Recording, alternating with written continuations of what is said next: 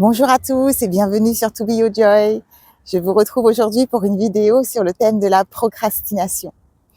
Est-ce qu'il y en a parmi vous qui ont le sentiment d'être coincés, de ne pas pouvoir avancer, en tout cas au rythme qu'ils le souhaitent? Parce que bien souvent, c'est là qu'entrent en jeu, qu'entrent en scène justement ces mécanismes de procrastination dont je vais vous parler aujourd'hui. Alors pour ceux qui me connaissent un petit peu, vous savez que je suis très attachée aux mots et à la définition des mots. Cela me paraît important d'être au clair sur ce que vraiment veulent dire les mots. Et donc, je vous propose de démarrer avec la définition du mot procrastination que je vous ai écrite ici.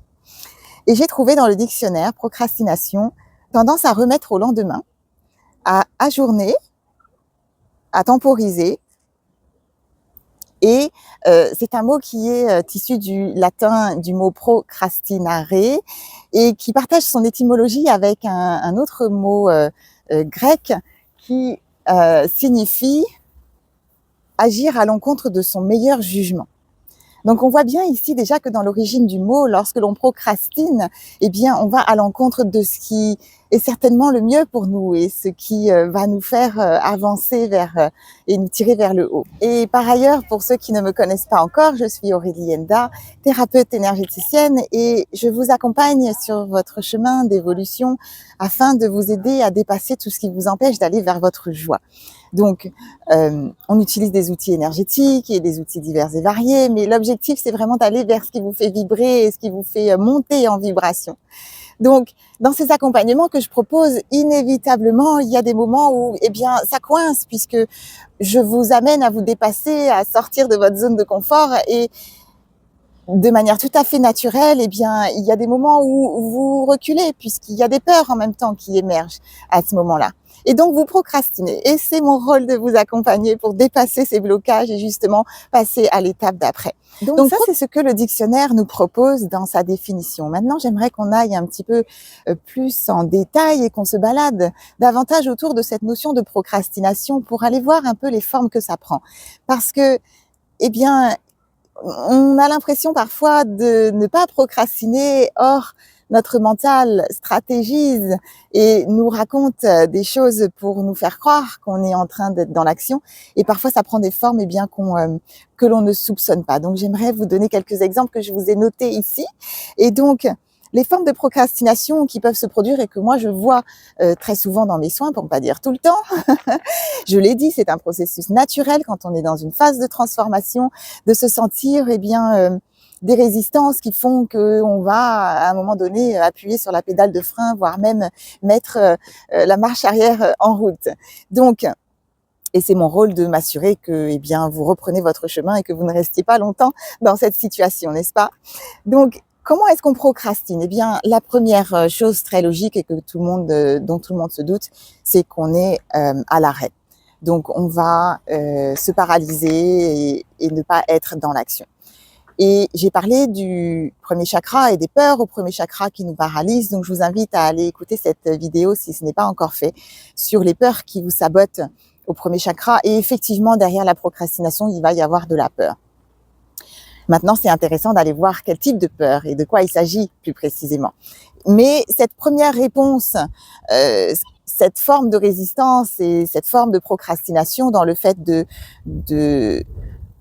se scléroser en quelque sorte et de ne pas avancer, d'être à l'arrêt, eh bien, elle peut être aussi une réponse tout à fait non contrôlable de votre système nerveux qui est dans une forme de choc et de peur tellement importante que les émotions vous emmènent dans quelque chose qui vous met à l'arrêt. Une autre façon dont on procrastine et qui est très très fréquente, c'est que l'on va mettre en place des mécanismes de perfectionnisme. On va dans le détail, on décortique, on va aller regarder toutes les virgules et toutes les étapes avec grande précision, tellement de précision que finalement on s'y perd dans les détails et on va perdre de vue ce qu'on appelle the big picture. Donc on va s'égarer et on va rentrer dans un espace de dispersion où on va être un petit peu partout à la fois et on va aller décortiquer. Voilà, tout est important et on doit faire les choses avec précision. Et quand on est dans ce perfectionnisme, eh bien, ça peut être assez drainant pour votre système et vous perdez beaucoup d'énergie et aussi beaucoup de temps. Et c'est une façon pour vous de reculer. Évidemment, puisque vous allez rallonger le temps qui est nécessaire à la réalisation de la tâche ou à l'action que vous devez prendre ou à l'action que vous devez faire. Et c'est une façon de reculer. Et pourtant, dans votre tête, vous allez peut-être vous dire « Ah non, non, non, j'ai quand même fait ci, j'ai quand même fait ça, etc. » Eh bien non. C'est une stratégie de votre mental pour vous raconter que vous y êtes alors que vous n'y êtes pas vraiment et qu'il y a des difficultés qui sont difficiles à regarder. Dans le perfectionnisme, on va aussi retrouver cette volonté que tout soit parfait pour aussi démarrer et enclencher quelque chose.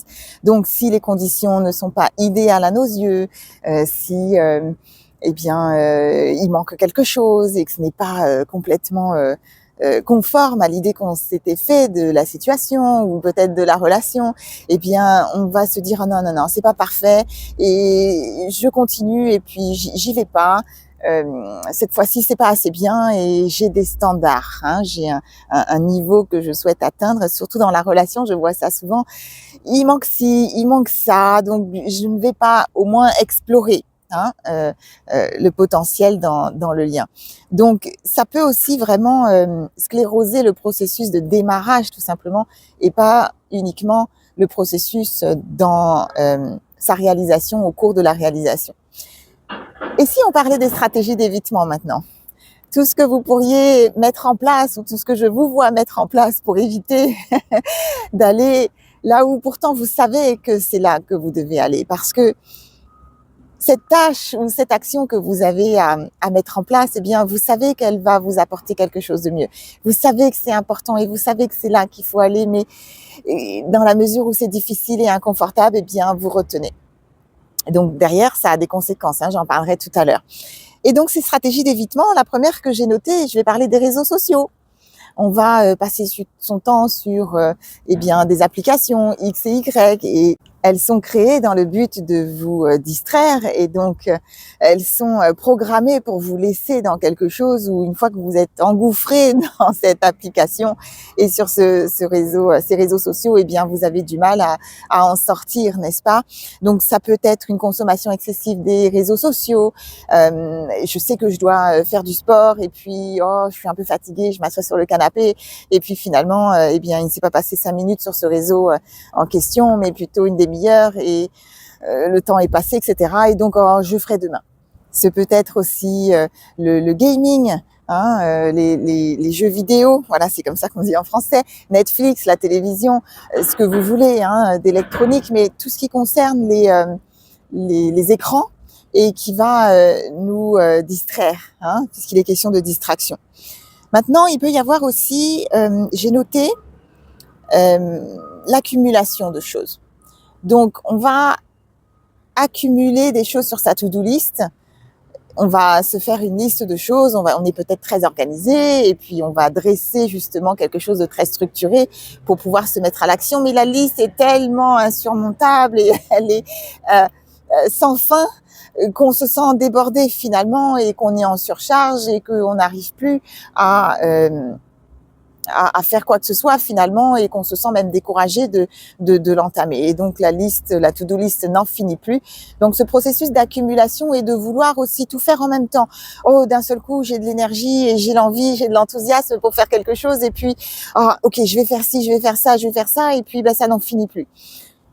Quand vous entamez des processus de transformation et des changements que vous voulez mettre en place, votre système nerveux ne peut accueillir que 2 changements en même temps. Donc, ce n'est pas la peine de saturer votre système parce que de toute façon, ça va être beaucoup trop. Donc là, je parle de to-do list, ça peut être une liste détaillée, mais il ne faut pas donc surcharger, sinon vous vous sentez débordé. Et puis, il y a aussi une autre stratégie qui est un petit peu plus subtile où on va parfois, je vous vois parfois être dans l'action toujours, donc on n'a pas le sentiment de procrastiner, de remettre à demain parce qu'il y a de l'agir et qu'il y a du mouvement, et on va faire des choses donc qui concernent notre projet, qui concernent les choses qu'on veut mettre en place et qu'on veut transformer, mais on ne va pas faire la tâche en question qui va nous faire avancer, celle pour laquelle on sait qu'il y a du potentiel derrière et que cela va potentiellement nous ouvrir des portes, mais où il y a encore des peurs qui nous retiennent. Mais on va faire donc des choses autour qui vont être en lien et qui vont être relatives à ce projet et à ce souhait d'évolution, mais on ne va pas exactement aller à l'endroit où il y a justement du potentiel pour nous faire avancer. Vous voyez que ce n'est pas toujours évident parce que dans ces cas-là, eh bien, votre mental va vous raconter que vous êtes en action, que vous faites ce qu'il y a à faire et que simplement, eh bien, les résultats ne sont pas là parce que pour une raison X ou Y que certainement parfois vous inventez même et qui correspondent à des croyances, mais ce n'est pas pareil que d'agir à l'endroit où c'est pertinent d'agir. Voilà. Et autre chose donc que je vois dans les soins, c'est que parfois, eh bien, vous allez aller alimenter une dispute ou participer à une sorte de drama et de choses émotionnelles débordantes.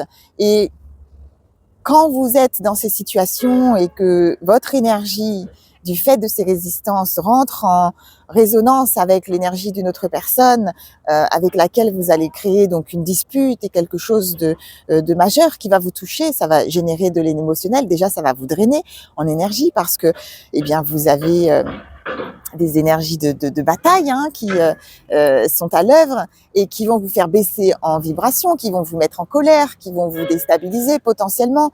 Et donc dans ce drame que vous créez, eh bien, c'est indirectement très souvent une façon de se détourner de son objectif parce que, eh bien, on a la possibilité de dire ah mais j'avais envie de faire ça et puis finalement il y a un tel qui m'a emmené dans ça et puis ça s'est fini comme ça et puis je suis rentrée à la maison et j'avais vraiment envie de rien faire, etc. Votre énergie a baissé et cela vous donne une bonne raison de ne pas réaliser la tâche que vous avez à réaliser. Vous allez peut-être dans d'autres cas créer un symptôme. Je voulais faire une vidéo et puis d'un seul coup, eh bien, j'ai mal à la gorge. Je voulais peut-être aller à un endroit et d'un seul coup, je vais me faire mal à la main et ça ne va pas me permettre d'aller peut-être jouer au tennis parce que je me suis blessée à la main, mais peut-être parce que je sabotais justement cette sortie pour une raison X et Y. Donc, on va créer un symptôme dans le corps. Une indigestion ou peu importe. Parfois, c'est vraiment très amusant de le constater, très flagrant, de voir comment vous utilisez le corps inconsciemment, bien sûr. Je parle bien d'un phénomène inconscient ici pour vous détourner de ce qui vous fait encore plus peur et qui représente des résistances pour vous. Alors parfois, dans votre processus d'avancement, vous avez quelque chose de planifié dans votre agenda, quelque chose que vous avez décidé de faire, vous vous sentez le faire et tout est en place. Et puis, eh bien, vous avez ces façons de vous saboter, par exemple, la veille. Vous savez que vous avez une journée importante où vous devez être frais ou fraîche et en forme. Et pourtant, la veille, eh bien, pour une raison complètement inexistante et non valable, eh bien, vous vous arrangez pour vous coucher tard.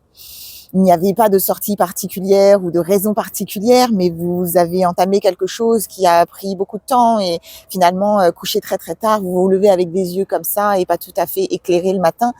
C'est une façon de saboter aussi ces projets et de procrastiner. Et cela vous donne une raison pour vous dire, bon, là finalement je suis un peu fatiguée aujourd'hui, je vais pas démarrer aujourd'hui, je démarrerai demain. Voilà, donc ça aussi, c'est des façons de se saboter. Ou alors la veille, finalement, on décide de se laisser emmener dans un after work où on va boire sans limite. Et puis le lendemain matin, on se réveille avec une mine pas très fraîche, les idées pas très au clair et pas du tout alignées. Et effectivement, eh bien, c'est une bonne raison pour reporter. Donc ça aussi, c'est une façon de se saboter. Je vois des personnes qui mettent en place ce qu'on appelle en anglais du people pleasing. C'est-à-dire qu'on va faire plaisir à d'autres et on va faire passer les autres avant soi. Donc, on sait qu'on a quelque chose à faire pour nous qui est important pour notre projet et vraiment qui est au cœur de notre préoccupation dans le moment présent, mais on va dire oui à quelqu'un d'autre parce qu'on ne sait pas dire non et parce que, eh bien, on veut faire plaisir, on n'a pas appris à dire non, on ne sait pas comment faire. Et puis, donc, on se fait passer en second. Et puis, le dernier exemple que je vous ai noté ici, c'est de jouer le rôle du sauveur.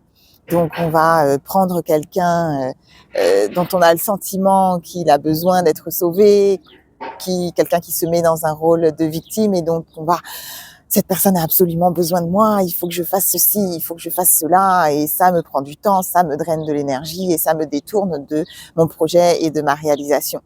Donc, ça peut être aussi des situations où on a des frontières qui sont très fragiles, où on ne sait pas dire non, et où on va céder à la proposition en face, et dire oui à quelque chose pour sauver l'autre qui demande à être sauvé dans son rôle de victime. Et puis on va s'inverser les rôles comme ça entre la victime, le sauveur, le persécuteur.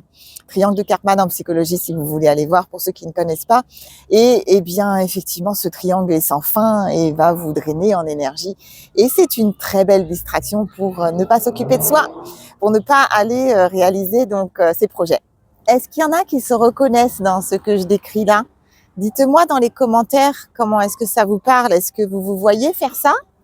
Est-ce que vous êtes surpris? Vous aviez vu que c'était un mécanisme de procrastination, ou est-ce que vous aviez l'impression toujours d'être dans l'action et de vous dire non, non, non, je suis dans l'agir et tout va bien?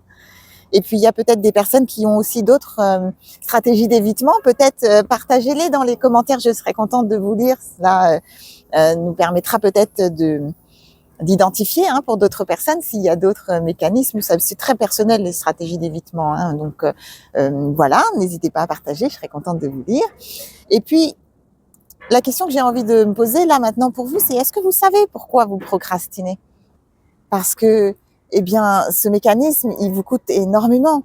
C'est sur le moment, on a l'impression que de faire toutes les autres choses que l'on s'attache à faire et de se détourner de son action ciblée, va nous être plus facile.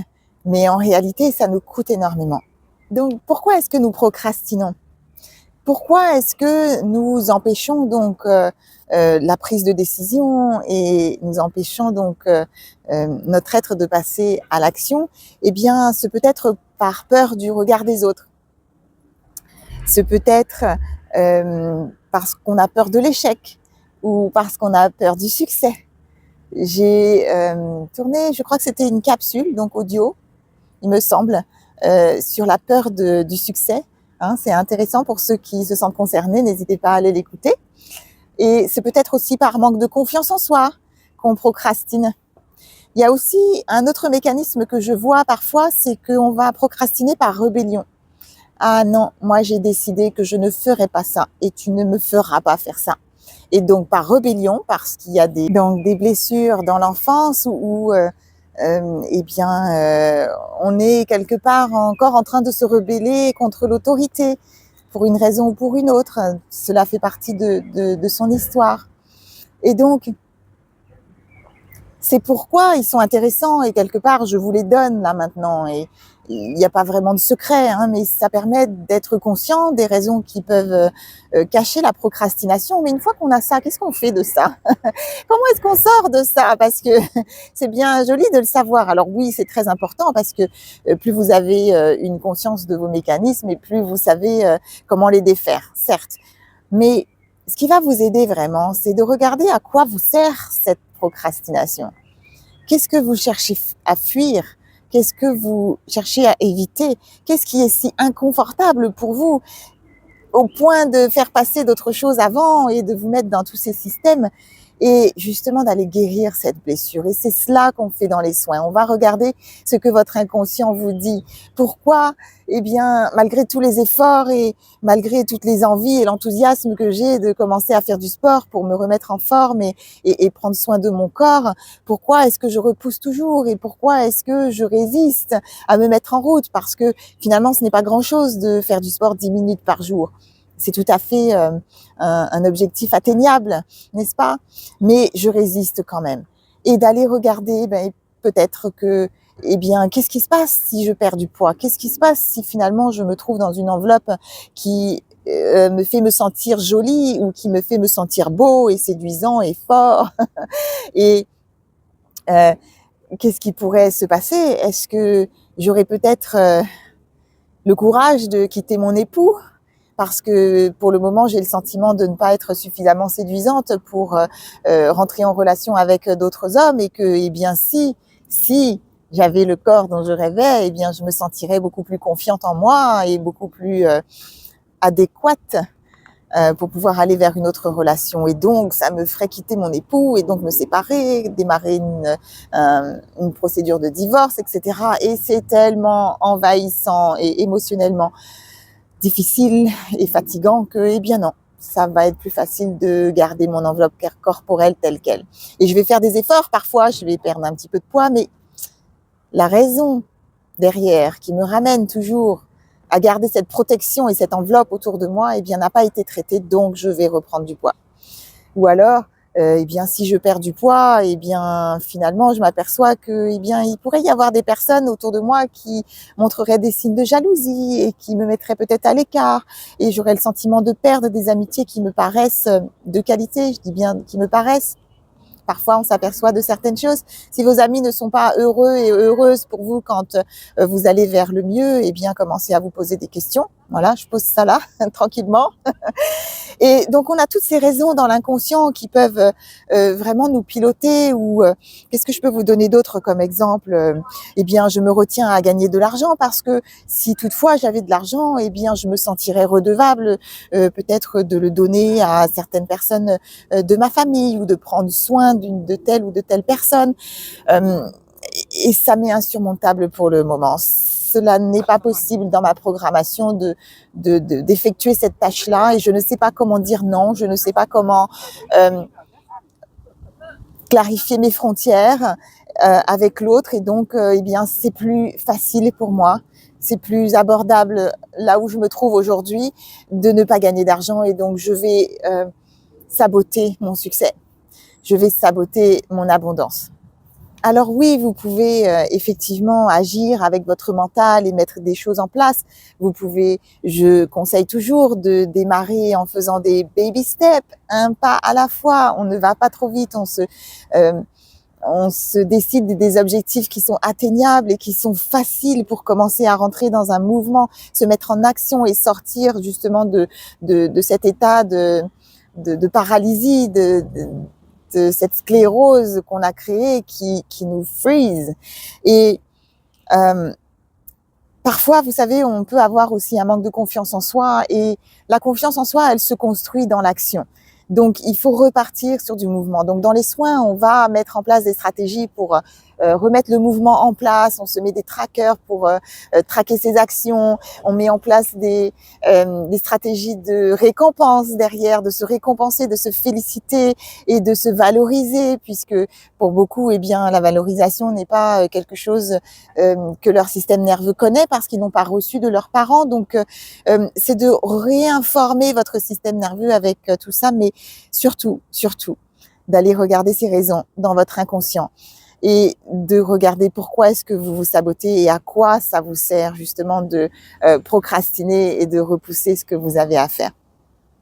Voilà ce que j'avais à vous dire sur la procrastination aujourd'hui. C'est vraiment, pour moi, il n'y a rien de plus frustrant que d'être bloqué dans son mouvement et de se sentir à l'arrêt, de se sentir comme les mains liées et de ne pas pouvoir avancer vers ses projets. Donc, si vous sentez que vous êtes dans ces mécanismes, ne restez pas coincé dans ça. Allez chercher des ressources et essayez de mettre des choses en place pour vous faire sortir de ces mécanismes, parce que ils ont vraiment un coût important. Monsieur qui pêche derrière, ils ont vraiment un coût important, et cela ne vous permet pas d'aller chercher, comme le monsieur qui pêche là, d'aller chercher votre poisson, votre récompense. Et très souvent, vous vous drainez dans votre énergie, vous vous épuisez, parce qu'à force, c'est bien de faire des to-do list qui sont interminables ou d'accumuler des choses qui ne sont pas vraiment nécessaires à votre évolution, ou de passer votre temps à vous occuper des autres et à faire plaisir à l'autre, vous faire passer après. Pardon, il y a un chien. Eh bien, vous épuisez, et puis derrière, vous n'avez pas les résultats, et vous vous servez de ça pour vous saboter et vous raconter que vous n'êtes pas capable, et cela vient impacter votre troisième chakra, votre valeur de vous-même, votre confiance en vous et votre capacité à vous dire « Oh, j'ai de la valeur et je peux créer ça et je sais réussir quelque chose. Vous allez manquer de sentiment d'accomplissement et tout ça est vraiment absolument coûteux pour votre être et c'est vraiment pas ce que je vous souhaite. Donc, ne restez pas dans ces situations. Essayez, même si c'est un baby step, de faire un premier pas en avant, de demander même de l'aide à un ami ou une personne qui peut être là pour vous rappeler que, eh bien, si aujourd'hui vous étiez engagé avec vous et donc auprès de cette personne pour réaliser cette tâche et vous aider à avancer. Et puis, si vous êtes vraiment, voilà, coincé ou si vous voulez tout simplement avancer plus vite et aller vraiment regarder la racine de ce qui vous empêche d'aller avancer et travailler avec moi en one-to-one dans un soin individuel, eh bien, prenez contact. Le formulaire est dans la description de la vidéo pour un soin et on ira voir ensemble ce qui se cache derrière. Voilà, j'espère que eh bien, cette vidéo vous fera avancer parce que le but c'est ça, c'est de rester en mouvement et d'avancer même à petits pas. Et n'oubliez pas de vous féliciter parce que vous le valez bien et vous êtes capable. Et moi, je vous fais confiance. Je suis sûre que vous allez réaliser ce que vous voulez réaliser cette année. On nous demande d'aller vers nos talents, donc c'est le moment. Hein, c'est le printemps, il y a une énergie très dynamique en ce moment, donc allez-y, lancez-vous. Voilà. Eh bien, je vous remercie de votre écoute. C'était donc Aurélie Enda, thérapeute énergéticienne sur To Be Your Joy. Et en attendant la prochaine vidéo ou la prochaine capsule, eh bien, comme d'habitude, prenez soin de vous.